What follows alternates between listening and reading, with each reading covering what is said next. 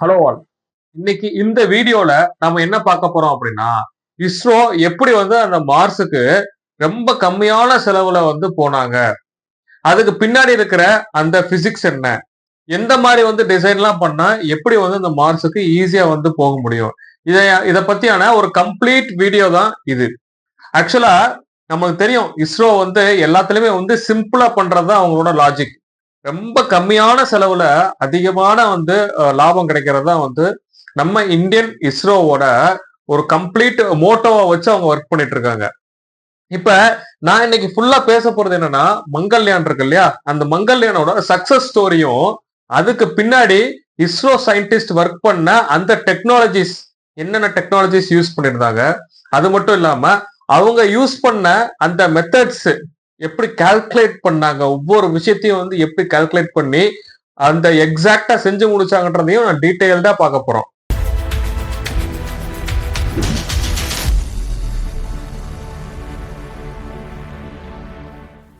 ஏன் மார்ஸுக்கு போறது அவ்வளவு பெரிய கஷ்டமா அப்படின்னு கேட்டீங்கன்னா, உண்மைக்கே வந்து ரொம்ப டஃபஸ்ட் சிச்சுவேஷன் சொல்லலாம்.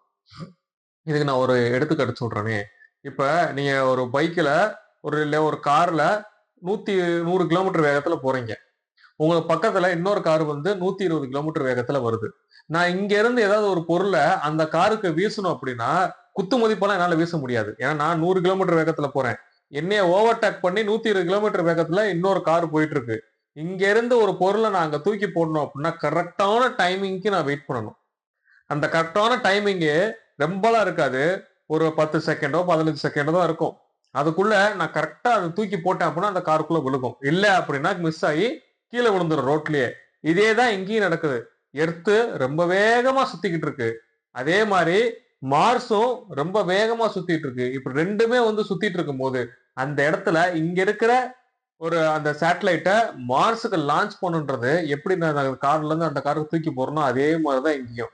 சோ அவ்ளோ டஃப்பா இருக்கும். இதுக்கு பின்னாடி நெறைய கால்குலேஷன் நீங்க ரன் பண்ணி, சிமுலேஷன் ரன் பண்ணி, இதெல்லாம் வொர்க் அவுட் ஆகுமா? ஆகாதான்ற ஒரு கம்ப்ளீட் பிளான் வச்சிருந்தா மட்டும் தான் இந்த பிளானே கையில எடுக்க முடியும். நெக்ஸ்ட் அங்க இது மாரி வந்து ரோட்ஸ் எல்லாமே கிடையாது. நான் ஃபர்ஸ்ட்டே சொல்லிட்டேன் இல்லையா? எர்த் வந்து மூவிங்ல இருக்கு. மார்ஸும் மூவிங்ல இருக்கு. அதுக்கு அடுத்து அங்க ரோட்ஸ் எல்லாம் கிடையாது. உங்களுக்கு ஸ்ட்ரெயிட் ரோட்லாம் கிடையாது. நேராலாம் போ முடியாது நம்மளால. ஏன்னா கிராவிட்டி வந்து ரொம்ப பெரிய வில்லன் இந்த இடத்துல. அதனால நேரா போ முடியாது. அதுக்காக நம்ம கர்வ்ட பாத்து சூஸ் பண்ணோம். அந்த கர்வ்ட பாத்து எப்படி இருக்குன்றத நான் அடுத்த ஸ்லைட்ல சொல்றேன். நெக்ஸ்ட் அதான் நான் சொன்னேன்ல கிராவிட்டி தான் வந்து ரொம்ப பெரிய வில்லன் அங்க இருக்க போறது. ஏன்னா எல்லா இடத்துலயும் அங்க கிராவிட்டி இருக்கும். சன்னோட கிராவிட்டி இருக்கும், எர்த்தோட கிராவிட்டி இருக்கும், மூனோட கிராவிட்டி இருக்கும், மார்ஸோட கிராவிட்டி இருக்கும். இதுல எல்லாமே தப்பிச்சு நம்ம வந்து மார்ஸ்குள்ள போறோம்ன்றது வந்து கொஞ்சம் காம்ப்ளிகேட்டடான விஷயம் தான். நெக்ஸ்ட் இதுல இருந்து அடுத்து நம்ம என்ன பார்க்க போறோம் அப்படின்னா, ஏன் வந்து ஸ்ட்ரெயிட்டா போகாம நான் வந்து கர்வ்டு பாத்ல போணும் அப்படின்னு. இது வந்து நீங்க 11th பிசிக்ஸ்லயே வந்து படிச்சிருந்திருப்பீங்க. அதாவது ப்ரொஜெக்டைல் மோஷன்னு சொல்லி. நான் அடுத்த ஸ்லைட்ல சொல்றேன். ப்ரொஜெக்டைல் மோஷன் எப்படி எப்படி யூஸ் பண்றாங்க அப்படின்னு. இப்ப நான் இங்க இருந்து டெல்லிக்கு போணும். என்கிட்ட ரோடு இருக்கு. இல்ல ஏர் டிரான்ஸ்போர்ட் மூலியமா நான் வந்து போலாம். இல்ல ட்ரெயின்ல போலாம். ஆனா இதே மாரி நம்ம எர்த்ல இருந்து மார்ஸ்க்கு போணும் அப்படின்னா, உங்களுக்கு ரொம்ப சிம்பிளாலாம் ஸ்ட்ரெய்ட்டாலாம் போயிற முடியாது. அதுக்கு போணும் அப்படின்னா, நமக்கு நெறைய ரிசோர்ஸஸ் வந்து தேவைப்படும். அதாவது நான் இப்ப ஸ்ட்ரெய்ட்டா போணும்னா, எனக்கு அதிக அமௌண்ட் ஆஃப் ஃபியூயல் வந்து அங்க தேவைப்படும். ஆனா நம்ம அவ்வளோ ஃபியூயல் வந்து இங்க இருந்து எடுத்துட்டு போ முடியாது. ஏன்னா ஃபர்ஸ்ட்டு எர்த்தோட கிராவிட்டில இருந்து தப்பிக்கணும் முதல்ல. அப்படி எர்த்தோட கிராவிட்டில இருந்து தப்பிக்கணும்னா, அதிகமான வெயிட் வச்சிருந்தேன்னா, அதிகமான எனர்ஜி தேவைப்படும். அதனால ஃபியூயல் வந்து எக்ஸ்ட்ராலாம் எடுத்துட்டு போ முடியாது என்னால. அப்ப இருக்கிற ஃபியூயல வச்சு நான் வந்து ஸ்ட்ரெய்ட்டா போகணும்ன்றது பாசிபிள் கிடையாது. சாத்தியமே கிடையாது. அப்ப அந்த இடத்துல என்ன பண்றது? சரிப்பா, நான் வந்து எர்த்தோட கிராவிட்டியும், மார்ஸோட கிராவிட்டியும் யூஸ் பண்ணி, நான் வந்து ஃபியூயலே இல்லாம வந்து டிராவல் பண்ணி போக முடியுமான்னு கேட்டீங்கன்னா, கண்டிப்பா முடியும். அத நான் எக்ஸ்பிளைன் பண்றேன் எப்படின்னு. அந்த மெத்தட தான் வந்து இங்க ஃபாலோ பண்றாங்க. என்னால வந்து எர்த்ல இருந்து ஸ்ட்ரெய்ட்டா வந்து மூனுக்கு போக முடியாது. Because of gravity. கிராவிட்டி வந்து என்ன புடிச்சு இழுத்துக்கிட்டே இருக்கும். அதனால வந்து ஸ்ட்ரெய்ட்டாலாம் போ முடியாது. அதனால என்ன பண்றோம்னா, ஒரு கர்வ்டு பாத்ல போறோம். ஆக்சுவலா அது எப்படி இருக்கும் அப்டின்னா, உங்களுக்கு எர்த்த சுத்தி, சுத்தி, சுத்தி, சுத்தி, சுத்தி, சுத்தி வந்து உங்களுக்கு போறது மாரி இருக்கும். ரைட்? அப்ப இந்த இடத்துல இந்த கர்வ்டு பாத்ல என்னால போக முடியாது. வாய்ப்பே கிடையாது. அப்ப இந்த கர்வ்டு பாத்தையும் உங்களுக்கு சூஸ் பண்றது எதுக்காக அப்டின்னா, கிராவிட்டியை பேஸ் பண்ணி என்னோட ஸ்பீடை இன்க்ரீஸ் பண்றதுக்காகத்தான். நெக்ஸ்ட் இந்த கர்வ்டு பார்த்து எப்படி ஒர்க் ஆகுதுன்னு நம்ம பார்ப்போம். இந்த கர்வ்டு பாத்துல பார்த்தோம் அப்படின்னா நம்ம 11th பிசிக்ஸ்ல படிச்சிருப்பீங்க. ஜேஇ 11th பிசிக்ஸ் ஜேஇல நீட்ல படிச்சிருப்பீங்க ப்ரொஜெக்டைல் மோஷன் அப்படின்னு சொல்லி. நம்ம ஒரு கல்ல இப்படி தூக்கி போட்டோம் அப்படின்னா உங்களுக்கு கம்மியான டிஸ்டன்ஸ்ல போய் கீழே விழுந்துடும். அதே கல்ல நம்ம வந்து ஒரு ஸ்லாண்டிங்கை வச்சு தூக்கி போட்டோம் அப்படின்னா ஒரு பெரபோலிக் பாத் மாதிரி போய் கீழே விழுகும் இல்லையா?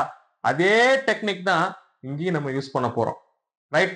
அப்ப இந்த இடத்துல எனக்கு ரொம்ப பெரிய முக்கியமான விஷயம் என்னன்னா, நான் ஒரு கல்லை தூக்கி போடும்போது நல்லா போகும். ஒரு சர்டைன் ஹைட்ல போயிட்டு 0 வெலாசிட்டி வந்துடும். அதுக்கப்புறம் உங்களுக்கு கீழே விழுகும். இதே தான் நான் இங்கேயும் யூஸ் பண்ண போறேன். அதாவது ராக்கெட்ஸ்ல நான் வந்து போகும்போது எடுத்த உடனே வந்து என்னால போயிட முடியாது. அதுக்காக நான் என்ன பண்ணணும் அப்படின்னா, ஃபர்ஸ்ட் அண்ட் ஃபோர்மோஸ்ட் இம்பார்ட்டன்ட்னா இது வந்து எர்த்தோட கிராவிட்டினால அஃபெக்ட் ஆகும். அதுக்கப்புறம் சன்னோட கிராவிட்டினாலே அஃபெக்ட் ஆகும். நான் அது ஆல்ரெடி சொல்லியிருந்தேன் உங்களுக்கு. மற்ற பிளானட்ஸோட கிராவிட்டி அந்த இடத்துல அதோட தாக்கமும் அதிகமான இடவுல இருக்கும்.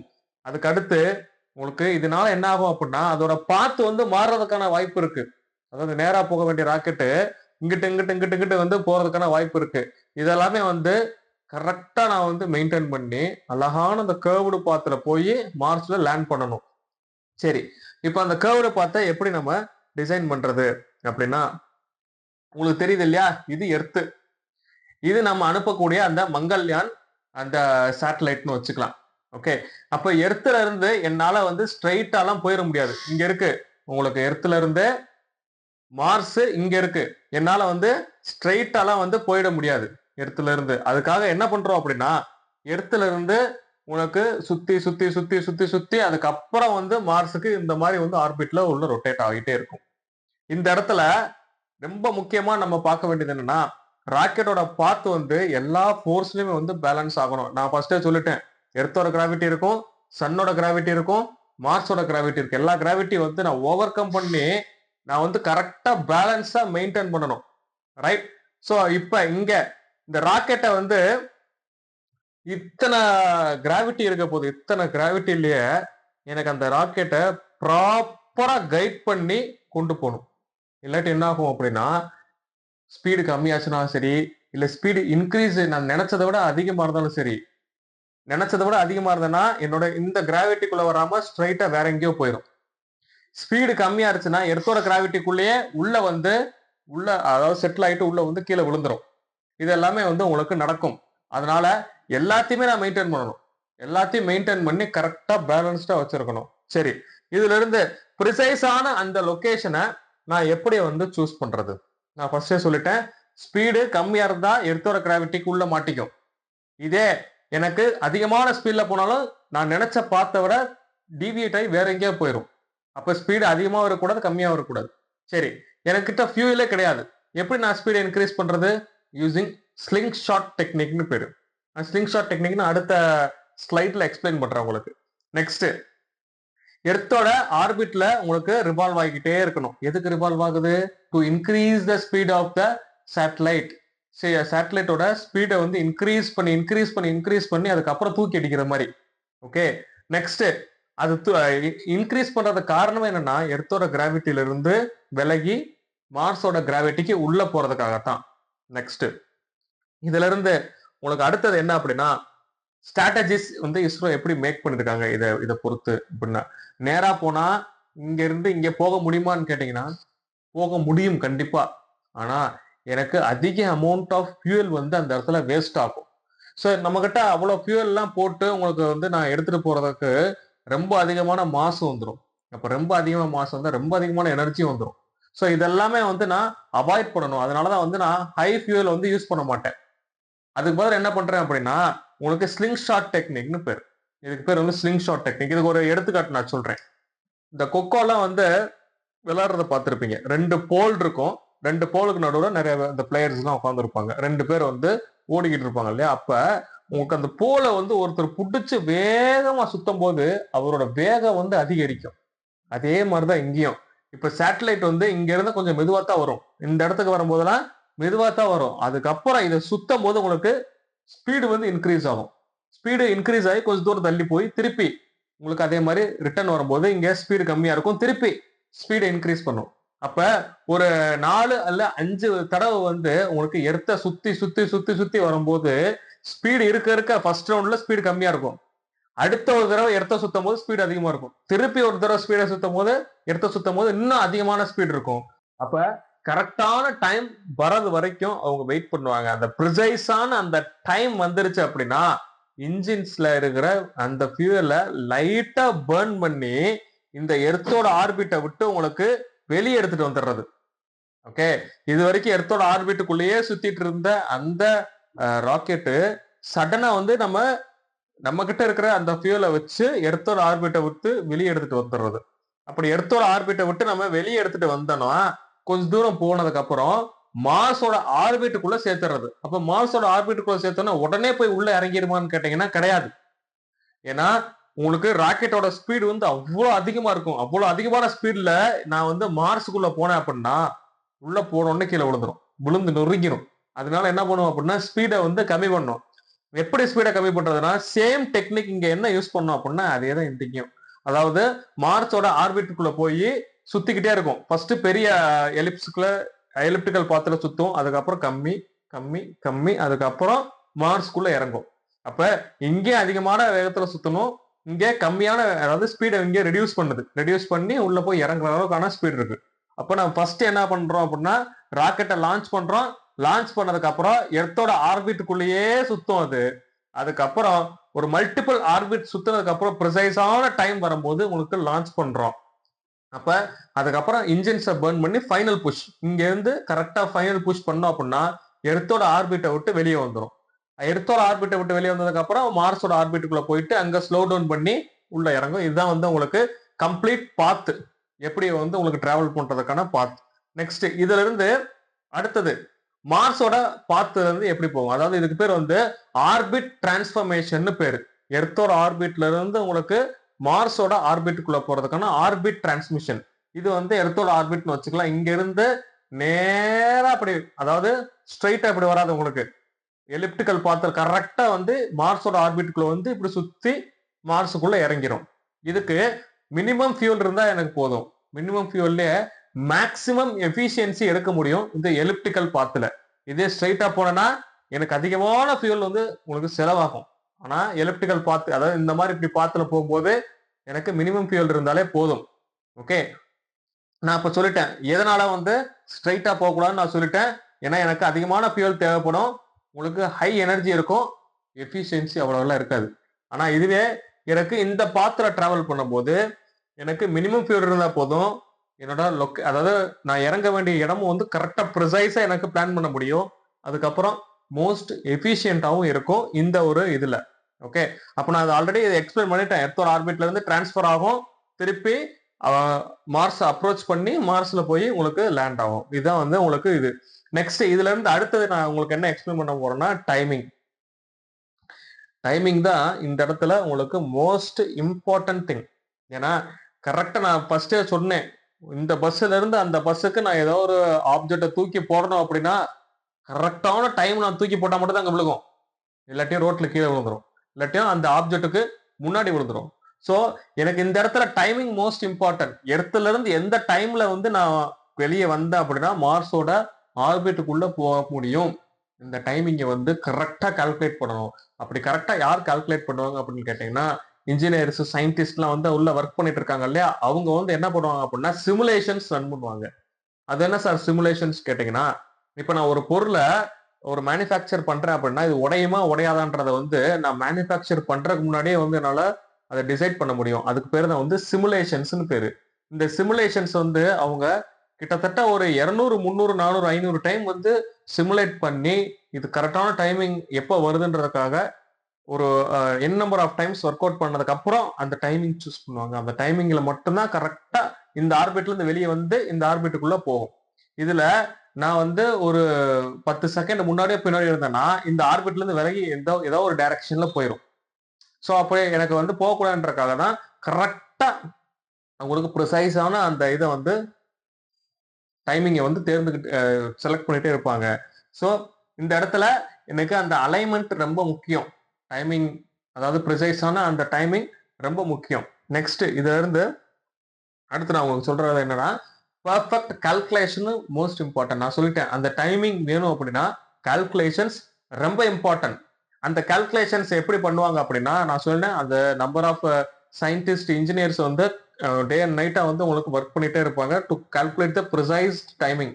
அந்த டைமிங்காக வந்து அவ்வளோ கால்குலேட் பண்ணுவாங்க. கால்குலேட் பண்ணதுக்கு அப்புறம் தான் உங்களுக்கு இந்த பிளானிங்கே பண்ண முடியும். மேனுஃபேக்சரே எப்போ போக முடியும்னா இதெல்லாம் அப்ரூவல் வந்தா மட்டும்தான் மேனுஃபேக்சரே என்னால போக முடியும். ஓகே, அப்ப கால்குலேஷன் ப்ரிசைஸா இருந்தா மட்டும்தான் என்னால கரெக்டான அந்த பாத்தை வந்து பிளான் பண்ண முடியும். அந்த பாத்தை பிளான் பண்ணாதான் நான் இங்க இருந்து எப்ப லான்ச் பண்ணா அந்த இதுக்கு போக முடியும்ன்றதையும் என்னால கரெக்டா பிளான் பண்ண முடியும். ஏன்னா நான் வந்து சும்மா குத்து மதிப்பாலாம் வந்து என்னால லான்ச் பண்ண முடியாது.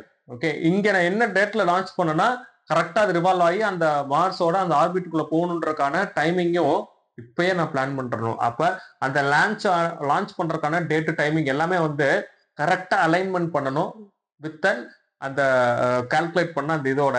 அதுக்கப்புறம் மோஸ்ட் இம்பார்ட்டன்ட் எனக்கு காஸ்ட்டை வந்து கட் பண்ணணும். காஸ்ட்டை கட் பண்ணணும்னா கிட்டத்தட்ட 10 மாசம் வந்து உங்களுக்கு அது டிராவல் பண்ணி மார்ஸுக்கு போகும். ஓகே, அப்ப 10 மாசம் டிராவல் பண்ணா அதுக்கு காரணம் என்னன்னா கிட்டத்தட்ட 67,000 கோடி கிலோமீட்டருக்கு தள்ளி இருக்கு. இடத்துல இருந்து 67,000 கோடி கிலோமீட்டர் தள்ளி இருக்கு. அப்ப எனக்கு போகணும் அப்படின்னா கிட்டத்தட்ட 10 மாசம் வந்து எனக்கு டைம் எடுத்துக்கும். ஓகே, சோ இதுல வந்து இஸ்ரோ என்னென்ன அச்சீவ் பண்ணாங்க அப்படின்னா யாருமே வந்து இது மாதிரி பண்ண முடியல. ஃபர்ஸ்ட் அட்டம்ப்ட்லயே மார்ஸ்ல போய் எனக்கு லேண்ட் பண்ணாங்க மங்கள்யான். அப்ப உலக நாடுகளே வந்து ஒரு நம்பர் ஆஃப் ஃபெயிலியர்ஸ் சந்திச்சதுக்கு அப்புறம் தான் உங்களுக்கு சக்சஸே இருந்தது. ஆனா இந்தியா வந்து எல்லாமே ப்ரிசைஸ்டா கால்குலேட் பண்ணி ஃபர்ஸ்ட் அட்டம்ப்ட்லயே வந்து உங்களுக்கு சக்சஸ் மிஷின் வந்து சக்சஸ். அது எப்பன்னா 24th செப்டம்பர் 2014லயே ஃபர்ஸ்ட் அட்டம்ப்ட்லயே சக்சஸ் பண்ண ஒரே நேஷன் வந்து இந்தியா மட்டும்தான். இதுக்கு பட்ஜெட் அவங்க பட்ஜெட் பாத்தீங்க அப்படின்னா வெறும் 480 கோடி தான். ஒரு ஹாலிவுட் படத்தோட பட்ஜெட்டை விட ரொம்ப கம்மி. அவ்வளவு கம்மியான பட்ஜெட்லயே வந்து உங்களுக்கு லான்ச் பண்ண முடியும். இது வந்து நிறைய பேர் நிறைய இன்ஜினியர் அண்ட் சயின்டிஸ்டுக்கு வந்து ஒரு உதாரணமா இருக்கு இந்த ஒரு மிஷன். நெக்ஸ்ட் இதுல இருந்து complete step by step plan எப்படி இருந்தது அவங்களது. ஃபர்ஸ்ட் நான் ஆல்ரெடி எக்ஸ்பிளைன் பண்ணிட்டு திருப்பி ஒரு ஓவர்வியூ மாதிரி கொடுக்குறேன். கரெக்டான டேட்ல வெயிட் பண்ணி லான்ச் பண்ணாங்க. லான்ச் பண்ணது கரெக்டான ஆர்பிட்ல அந்த டைமிங்ல போச்சு. ஆர்பிட்ட என் நம்பர் ஆஃப் டைம்ஸ் வந்து உங்களுக்கு ரிவால்வ் ஆயிட்டு அதுக்கப்புறம் ஆர்பிட் டிரான்ஸ்பரிங் நடந்தது. ஆர்பிட் டிரான்ஸ்பரிங் அப்புறம் இது வந்து மார்ஸோட ஆர்பிட்குள்ள அப்ரோச் ஆகி தென் அதுக்கப்புறம் ஸ்லோ டவுன் பண்ணி கரெக்டான இதுல வந்து மார்ஸோட ஆர்பிட்குள்ள போயிட்டு ரிவால்வ் ஆயிட்டு உங்களுக்கு அங்க அக்யூரேட் டேட்டா வந்து இந்தியாவுக்கு டிரான்ஸ்பர் பண்ணிட்டு இருக்கு. இதுதான் வந்து கம்ப்ளீட் மிஷனோட உங்களுக்கு பிளான். நெக்ஸ்ட் இதுல இருந்து நான் உங்களுக்கு என்ன கன்க்ளூட் பண்ண விரும்புறேன் அப்படின்னா இந்த மார்ஸ் மிஷன்ல பக்கா இன்ஜினியரிங் மட்டும்தான் அங்க ஒர்க் ஆச்சு. ரைட், அவங்க பிளான் பண்ணது எல்லாமே வந்து லோ பட்ஜெட் தான். லோ பட்ஜெட்ல எவ்வளவு எஃபிஷியன்ட்டா வந்து என்னால கொண்டு போக முடியும், இதுதான் அவங்க பிளானே. அப்ப நம்ம பிளான் பண்றது எல்லாமே வந்து அந்த மாதிரிதான் இருக்கணும். எடுத்த உடனே வந்து ஹைப் கொடுத்து மேல போய் வச்சோம் அப்படின்னா அந்த நாசா எல்லாம் பண்றாங்க இல்லையா, அப்ப உங்களுக்கு ஃபெயிலியர் நடக்கிறதுக்கான நிறைய பாசிபிலிட்டிஸ் இருக்கு. ஓகே, இதுல வந்து அவங்க யூஸ் பண்ணது எல்லாமே வந்து சயின்ஸ், பக்கா சயின்ஸ் கால்குலேட் பண்ணி எப்ப எந்த இடத்துல அந்த மார்ஸ் இருக்கும் எடுத்து எந்த இடத்துல இருக்கு எல்லாமே கரெக்டான ஒரு கால்குலேஷன் பண்ணி ப்ரிசைஸான டைமிங் பிக்ஸ் பண்ணதுதான் முக்காவாசி காரணம். அதுக்கப்புறம் அவங்க பிளான் பண்ண அந்த ஸ்ட்ராட்டஜிஸ் எப்ப நம்ம கரெக்டா லான்ச் பண்ணுன்றதுக்கான அந்த பக்கா ஸ்ட்ராட்டஜிஸ் தான் அவங்களுக்கு முக்கியமானோம். அதுக்கப்புறம் டைமிங், எஃபிஷியன்சி, அக்யூரசி, சக்சஸ். இது வந்து நீங்க லைஃபோடையும் வந்து இது எல்லாமே வந்து நீங்க பிக்ஸ் பண்ணிக்கலாம். ஏன்னா நம்மளுக்கு ஸ்ட்ராட்டஜி கரெக்டான ஸ்ட்ராட்டஜி இருக்கணும். அந்த கரெக்டான ஸ்ட்ராட்டஜிக்கு கரெக்டான டைம் வரணும். அந்த டைமிங்க்கு வெயிட் பண்ணி நம்மளோட ஃபுல் எஃபிஷியன்சியை கொடுத்தோம் அப்படின்னா அந்த எஃபிஷியன்சி அக்யூரேசியா இருந்துச்சுன்னா நம்மளுக்கு சக்சஸ் வரும். இது வந்து இஸ்ரோ வந்து பண்ணி காட்டியிருக்காங்க 2014லயே. இப்பயும் சந்திராயன் மாதிரியான ப்ராஜெக்டையும் வந்து சக்சஸ்ஃபுல்லா வந்து எடுத்து சக்சஸ் பண்ணியும் காட்டிட்டு இருக்காங்கன்னா இது காரணம் இவ்வளோ ஹார்ட் ஒர்க் வந்து பின்னாடி இருக்கு. ஸோ நீங்களும் வந்து சக்சஸ் பண்ணணும் அப்படின்னா இந்த ஒரு ஸ்ட்ராட்டஜியை ஃபாலோ பண்ணுங்க. அதுக்கான டைமிங்க்கு வெயிட் பண்ணுங்க. அதுக்கப்புறம் உங்களோட ஃபுல் பொட்டன்ஷியல் ஃபுல் எஃபிஷியன்சியை அக்யூரேட்டா கொடுத்தீங்க அப்படின்னா you will get the success. So இது மாதிரியான தினமும் வந்து சயின்ஸ் ஃபேக்ட்ஸா இருந்தாலும் சரி, சயின்ஸை வந்து ரொம்ப சிம்பிளிஃபைடு வெர்ஷனா நான் வந்து முடிஞ்ச அளவுக்கு எடுத்துட்டு வரேன். அது வரைக்கும் ஸ்டே கியூரியஸ்.